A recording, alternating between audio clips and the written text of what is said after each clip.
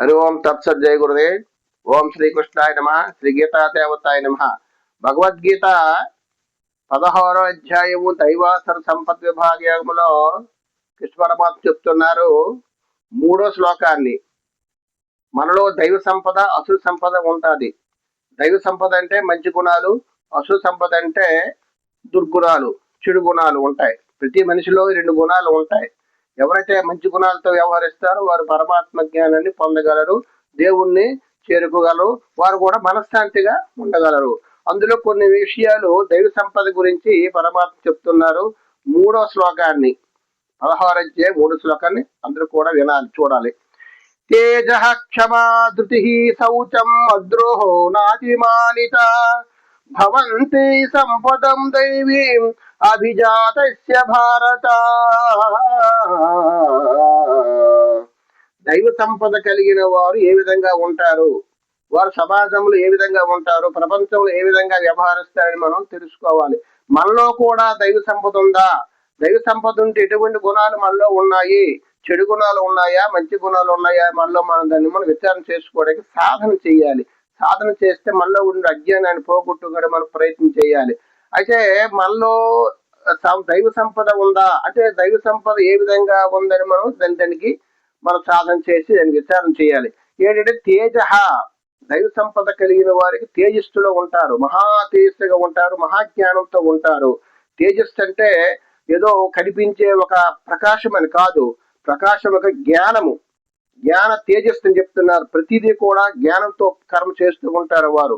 లేనిపోని అనవసరమైన విషయాలందు ఆసక్తి లేకుండా, లేనిపోనివన్నీ కూడా ఎవరు హింసించకుండా బ్రహ్మ తేజస్సుతో వారిని చూస్తే మనం అంత తేజస్సులో వాళ్ళు కనిపిస్తారు. అంటే బ్రహ్మ తేజస్సు అంటే కొంతమంది ఏంటంటే తేజస్సు అంటే ప్రకాశం అని చెప్తారు. తేజస్సు అంటే ప్రకాశం అవ్వచ్చు, కానీ ప్రకాశం అంటే జ్ఞాన తేజస్సు, వారికి జ్ఞానం కలుగుతుంది. కృష్ణ పరమాత్మకి జ్ఞానం తేజస్సు ఉంటుంది, రాముడికి జ్ఞాన తేజస్సు ఉంటుంది, రమణ మహర్షికి అలాగా మహాత్ములందరూ కూడా ఏంటంటే వారికి జ్ఞానం కలుగుతుంది. అది తేజస్సు అని చెప్తున్నారు.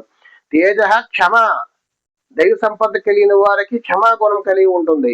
క్షమాగుణం కలిగి ఉండాలి. ప్రతి విషయాలను కూడా కోపగించుకొని క్రోధముతో మాట్లాడి, కఠినంగా మాట్లాడి ఆ విధంగా మనం సమాజంలో మనం ఉండకూడదు. ప్రశాంతంగా మృదువుగా మాట్లాడాలి, మంచిగా మాట్లాడాలి. అది దైవ సంపద కలిగిన వారికి అటువంటి గుణము క్షమాగుణం కలిగి ఉంటుంది. ఎవరైనా సరే తప్పు చేసినా సరే, ఎవరు కూడా అజ్ఞానంతో ప్రవర్తించినా సరే, ఎవరు మనకి హాని చేసినా సరే వారిని మనం క్షమించే గుణం మనకి ఉండాలి.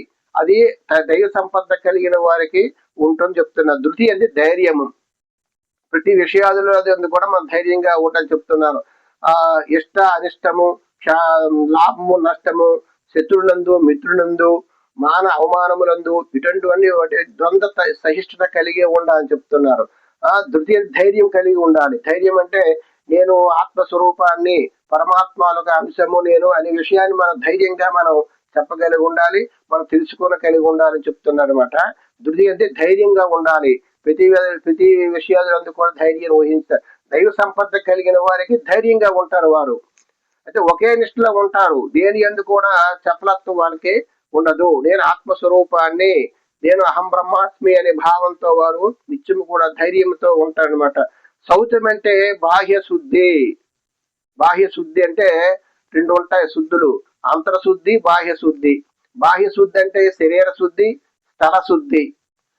మనం బాహ్య శరీర శుద్ధి చేసుకుంటాం, కరెక్టే, కానీ బాహ్య శుద్ధి కూడా చేసుకుంటాం. స్థల శుద్ధి, స్థలాన్ని కూడా శుభ్రంగా చేసుకుంటాం. కానీ అంతరశుద్ధి, అంతరం అంటే అంతఃకరణం అంటే మనసు, బుద్ధి, చిత్తము, ఈ 3 కూడా మనం శుద్ధి చేసుకోవాలి. శుద్ధంగా ఉండాలి.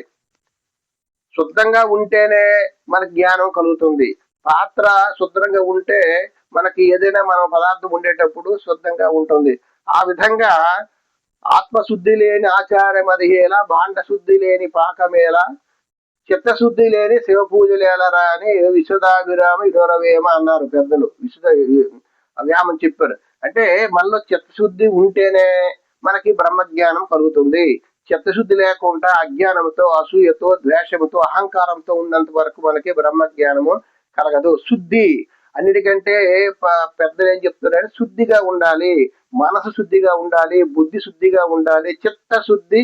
యోగ చిత్త వృత్తి నిరోధ. అందుకే యోగం చేయాలి, మనం చిత్త వృత్తి నిరోధించాలి.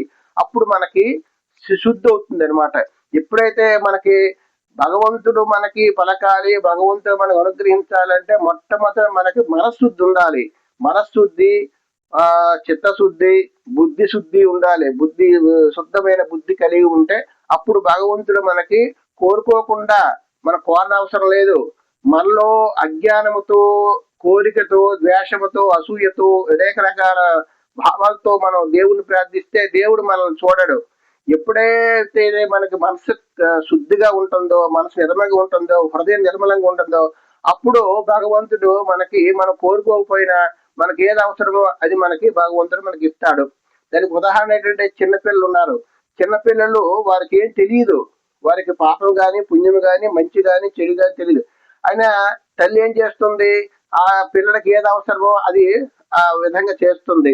స్నానం చేస్తుంది, ఆహారం అన్నం పెట్టుతుంది, అన్ని రకాలుగా. వాడు కోరుకోకపోయినా, వాడికి ఇష్టం లేకపోయినా, నాయన తినరా, కొద్దిగా అన్నం తిను, అన్నం తిను, బువ్వ తిను, అన్నం తిను, అన్నం తింటాం మనం. ఆ విధంగా మనం చిన్నపిల్లి చంద్రుని చూపించి ఆటలాడించుకొని మనం ఆ తల్లి అన్నం పెడుతూ ఉంటుంది. ఆ విధంగా భగవంతుడు మనకి అనుగ్రహించాలంటే మనం మొట్టమొదటి చేయవలసింది మనశుద్ధి, శరీర శుద్ధి, ఆ తర్వాత బుద్ధి శుద్ధి ఉండాలి, చిత్తము శుద్ధి ఉండాలి. ఈ విధంగా దీని గురించి చెప్తున్నారు. ఇది అంతఃకరణ శుద్ధి మొట్టమొదటి మనకు కలిగి ఉండాలి అని.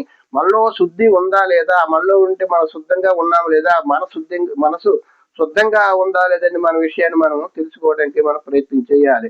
తర్వాత స్వామి ఏం చెప్తున్నారంటే, అద్రోహాంతి ఎవరిపైనను శత్రుభావం లేకుండా ఎవరికి ద్రోహం చేయకూడదు. మనం దేని విషయాలన్నీ కూడా ద్రోహం చేయకూడదు, ద్రోహ చింతనే ఉండకూడదు, మనస్సులో ద్రోహ చింతన ఉండకూడదు. మనస వాచ కర్మన మనం మాట్లాడుతూ ఉండాలి. మన మనసులో ఏదైతే కలుగుతుందో దైవభావంతో, మంచి భావంతో, మిత్రభావంతో మనకి ఒకటి మనం సహాయం చేయాలి. మనం ఎప్పుడైతే మన ద్రోహభావం మనలో ఉందో, ద్రోహ చింతన ఉందో, మనకందరూ కూడా ద్రోహం చేస్తారు.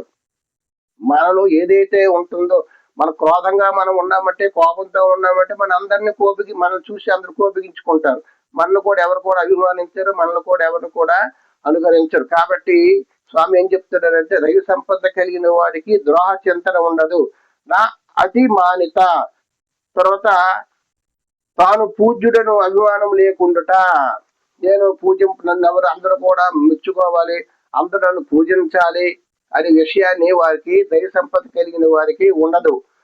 నేను గొప్పవాడిని, నేను పండితుడిని, వేద పండితుడిని, నన్ను అందరూ కూడా గౌరవించాలి, నన్ను అందరూ పూజించాలి, నన్ను అందరూ అభిమానించాలి, నేను గొప్పవాడిని అని ఆ విషయం ఉండకూడదు. దైవ సంపద కలిగిన వారికి ఆ విషయాలందరూ కూడా ఉండవు. తను తాను పొగుడుకొనకూడదు. దైవ సంపద కలిగిన వాడు తను తాను పొగుడుకోడు, పూజనీయం కావాలని కోరుకోడు, నన్ను అభిమానించాలని కోరుకోడు, నన్ను గౌరవించాలి, అందరు నన్ను గౌరవించాలి అనే విషయాన్ని కూడా ఆయన ఎప్పుడు కూడా ఆలోచించడు. ఆ విధంగా దైవ సంపద కలిగిన వారికి ఈ విధంగా ఉంటది. ఓ అర్జున, పైన తెలిపిన గుణములన్నీ దైవ సంపదతో పుట్టిన వాని యొక్క లక్షణములగును. ఎప్పుడైతే ఇవన్నీ కూడా గుణాలు ఉంటాయో, దేన్ని కూడా ఆశించకూడదు, దేన్ని కూడా అహంకారంతో ఉండకూడదు, మంచి స్వభావంతో ఉండాలి, ఆ తర్వాత దైవ సంపద కలిగి ఉండాలి, తర్వాత తను తాను పొగుడుకోకూడదు, క్షమ, ధృతి, అద్రోహం, నాతిమానత, ఇవన్నీ కూడా అంటే దైవ సంపద కలిగిన వారికి ఉంటాయి. అభిజాతస్య భారత. అటువంటి దైవ సంపద కలిగిన పుట్టిన వానికి ఈ విధంగా లక్షణాలు ఉంటాయి అని దైవ సంపద గురించి పరమాత్మ తెలియజేశారు. మనం కూడా తెలుసుకోవడానికి ప్రయత్నం చేసి మనలోనే దైవ సంపద ఉందా, అసుర సంపద ఉందా అని తెలుసుకొని అసుర సంపదలో నుంచి దైవ సంపదలోనికి రావడానికి మనం ప్రయత్నం చేయాలి. అది ఓం తత్సత్. జై గురుదేవ్.